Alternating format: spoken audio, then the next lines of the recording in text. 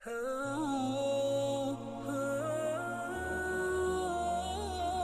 اکرم صلی اللہ علیہ وآلہ وسلم نے فرمایا کہ ایک بار حضرت موسیٰ علیہ السلام بنی اسرائیل کی ایک جماعت میں تھے کہ اتنے میں ایک شخص آیا اور کہنے لگا، کیا آپ جانتے ہیں کہ دنیا میں آپ سے بھی بڑھ کر کوئی عالم موجود ہے؟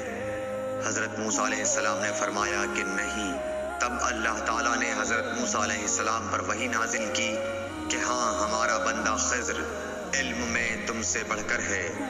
تو حضرت موسیٰ علیہ السلام نے ان سے ملنے کی راہ دریافت کی۔ اس وقت اللہ تعالیٰ نے ان سے ملاقات کے لیے مچھلی کو نشانی قرار دیا اور ان سے کہہ دیا کہ جب تم مچھلی کو پاؤ تو لوٹ جانا، تم خضر سے ملاقات کر لوگے۔ حضرت موسیٰ علیہ السلام دریا میں مچھلی کے نشان کا انتظار کرتے رہے۔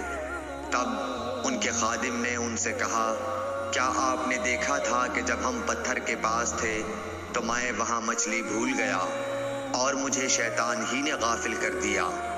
حضرت موسیٰ علیہ السلام نے کہا کہ ہم اسی مقام کے تو متلاشی تھے۔